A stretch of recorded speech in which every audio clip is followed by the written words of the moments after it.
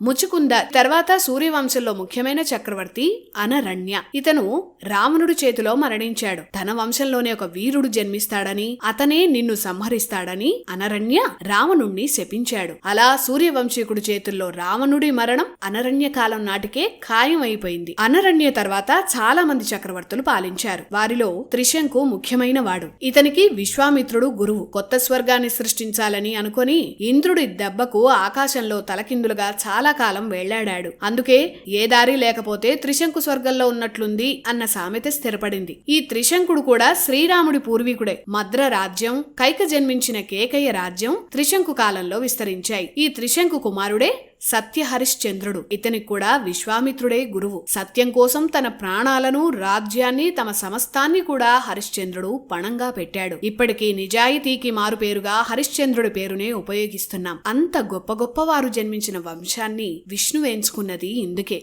వినే టాయ్స్ అమెజాన్లో కూడా లభ్యం.